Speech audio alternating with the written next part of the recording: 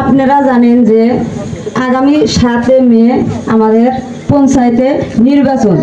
এই নির্বাচনী সভায় আপনারা আগে বহুত জনকে নির্বাচনে প্রতিদ্বন্দ্বিতা আপনারা বহুত কষ্ট করে জয়লাভ করে দিয়েছেন, কিন্তু তার বিনিময়ে কিছু লোকে কিছু পাইছে, কিছু লোকে কিছু পায় নাই, কিন্তু তার জন্য আপনারা বহুত কষ্ট আছে আপনাদের মনে, ওটা আমরা জানি।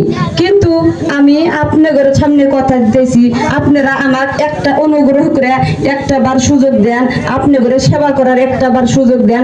আমি আপনাদের কথা দিছি, আমি আপনাদের আমার নিজের স্বার্থের জন্য আমি কিছু চাইব না, আপনাদের যা কিছু আপনাদের স্বার্থের জন্য বিলিয়ে দিব। আপনাদের কাছে আমি করজনে অনুরোধ করছি, আপনারা আমাকে একটা বার সুযোগ দেন। আমি এই অঞ্চলের নেতা হিসেবে না, আমি এই অঞ্চলের এই পঞ্চায়েতের সেবিকা হিসেবে আসতে চাই আপনাদের সামনে। আগন্তুক দিনে যাতে আপনারা যে আমার নিজেরা বুঝরে বাইর করে যে তুমি ইলেকশনে দাঁড়াও, আমরা তোমার ভোট দিয়ে জিতাবো, এই কাম গোনা যাতে আমি আপনাদের সামনে করা পারি, তার জন্য আমাকে একটা বার আপনারা সুযোগ দেন। তার জন্য আমি আপনাদের কাছে জোরে অনুরোধ করে আপনাদের মহামূল্যবান ভোটটি আমি ভিক্ষা স্বরূপে চাইছি। আপনারা আমার দয়া করে একটা সুযোগ দেন। আমার কথার মাঝে যদি কোনো ধরনের ভুল ভ্রান্তি হয়ে থাকে, আপনারা আপনাদের পরিবারের মানুষ ভেবে আমাকে ক্ষমা করে দিবেন। আপনারা অনুগ্রহ করে আগামী 7 মে তারিখে আমার প্রতীক চিহ্ন রাজ্য দলের প্রতীক চিহ্ন গ্যাস সিলিন্ডার ভোট দিয়ে জয়যুক্ত করবেন বলে আপনাদের কাছে আমি অনুরোধ রাখছি। ধন্যবাদ নার্জিক সুলতানা আমাদের। আমি এখন অনুরোধ করবো নার্জিক সুলতানার হাজবেন্ড ভাতিজা নূর আলম সাহেব সংক্ষিপ্ত ভাবে কিছু বলার জন্য।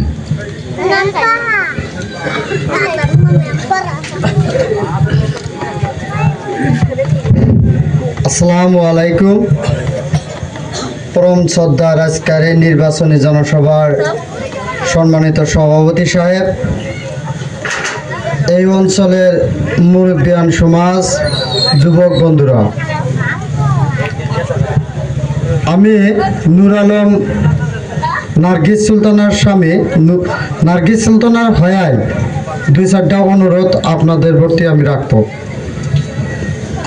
আপনারা হয়তো জানেন যে আমি বিগত 7-8 মাস ধরে মানুষের সাথে একটা ভালো যোগাযোগ রাখার চেষ্টা করছি, যাতে এই পঞ্চায়েতে আমি একটা স্বপ্ন দেখছি, যে স্বপ্নটা হলো পঞ্চায়েতে যাতে দুর্নীতিমুক্ত একটা পঞ্চায়েতি ব্যবস্থা যেটা আছে সেটা যাতে পরিপূর্ণ রূপ দিতে পারি। আর সেই আশা নিয়ে আমি আমার গ্রামবাসীদেরকে নিয়ে আমি বৈশা আলোচনা মর্মে কাউন্সিলর পদের প্রার্থী হিসাবে আমি আপনাদের সম্মুখে আইছিলাম। আর সেই সভায় গ্রামবাসী আমাকে সমর্থনও জানাইছিল, কিন্তু আমি কংগ্রেস দলের প্রার্থিত্ব প্রত্যাশী ছিলাম, যদিও কংগ্রেসের টিকিট পাই নাই। আর না পাওয়ার কারণটা আপনারা সবাই জানেন। অনেক কষ্ট করছি। পরিতাপের বিষয় হলো কংগ্রেসে যাকে টিকিট দিয়েছে ইলেকশনের 3 দিন আগেকার ক্যান্ডিডেট, আর আমি 8 মাস কষ্ট করার বাদেও বিবেচনায় যাওয়া পারি না। শেষ সিদ্ধান্ত কারণটা হলো আমার টাকার অভাব। আপনারা জানেন, আমার কথা নয়, ফেসবুক যারা চলাই আমরা, আপনারা জানেন যে এইবার কংগ্রেসের বড় বড় নেতারা বৈশা অনেক টাকার বিনিময়ে জিতেন দেড় করব চারামারির লম্বর তুলনায় তো চানারিয়া লম্বরের তুলনা করে কোথায় ভোট আপনারা দিবেন আপনারা সিদ্ধান্ত নেবেন। এমনি একটা চোখ কথিত কথা আছে, পলাশবাড়ি দল নাই, কি কংগ্রেস কি বিজেপি কি ইউডিএফ কোন দল নাই। পলাশবাড়ি আত্মা দিয়ে চাঁদালি মিয়াকে ভালোবাসে। চাঁদালি মিয়া আসলো যে দল নিয়েছে, আলহামদুলিল্লাহ আমাদের নাতিন জামাই আইছে, আমাদের বান্নি জামাই আইছে, না ভুল গেছে তারা, আলহামদুলিল্লাহ আমাদের নিজেরই মানুষ, বাড়ি বাড়ির মানুষ আমরা আছি তার সাথে। এটা একটা গৌরব। প্রত্যেক জায়গায় এই কথাটা আমি গৌরব করি যে পোলার বাড়ি যান চানা লীগের কিছু থাকে না, চানা লীগ সব আমার শ্বশুর বাড়ির বংশ। তাই আমি অনুরোধ করবো আপনারা বিপুল সংখ্যক ভোট দিয়ে জিতেন। যে ইউনিয়ন থেকে বেশি সংখ্যক ভোট দিয়ে জিতাবো সেই ইউনিয়নে ক্যান্ডিডেটের নজরে রাখে যে আমার ওই ইউনিয়ন থেকে বেশি ভোট দিয়ে জিতাইছে, ওই ইউনিয়নের প্রতি ক্যান্ডিডেট নিজেই ফান্ড পাওয়ার পরে কিছু একটু ফান্ড বেশি দেওয়ার জন্য তার ধ্যান ধারণায় থাকে। তাই আমি আপনাদের কাছে সর্বশেষে আমার দলের উন্নতি কামনা করে, আমার দলের ভবিষ্যৎ মঙ্গল কামনা করে, অখিল গগৈ দেবের ডান সুস্বাস্থ্য কামনা করে আমি বক্তব্য লম্বা করব না। আগামী 4 মে তারিখে জলেশ্বরে আমাদের নেতা সারা আসামের কণ্ঠ সম্পদ অখিল গগৈ ডাঙ্গিয়া দেবের জনসভা আছে। আমি যদি পারি আপনাদেরকে 100% কথা বলবা, আমি যদি পারি কেউ রাস্তা দিয়ে যাওয়া অবশ্যই আমাদের তো 2 মিনিটের দিকে খাড়া করে এলো আপনাদের সাথে দেখা করে নিয়ে যাবো আলহামদুলিল্লাহ কাছে রাখি।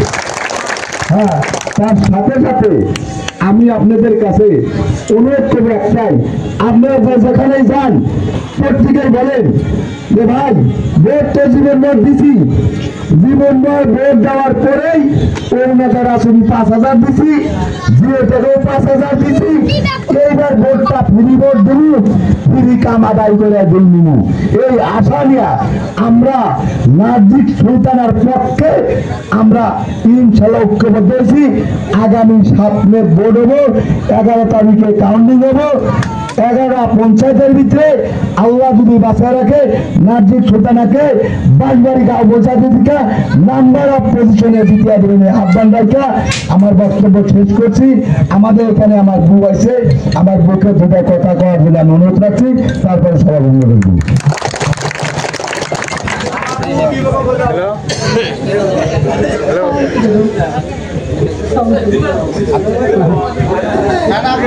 আসসালামু আলাইকুম। আজকে সভার সভাপতি সম্মানীয় রাইস, আজকে নাজি সুলতানা দেন গরিব মানুষ আর যা কম বেশি টিকাইছে ও টিকিট টিকিট আনছে, পয়সাটা যদি টিকিট আনে খালি ও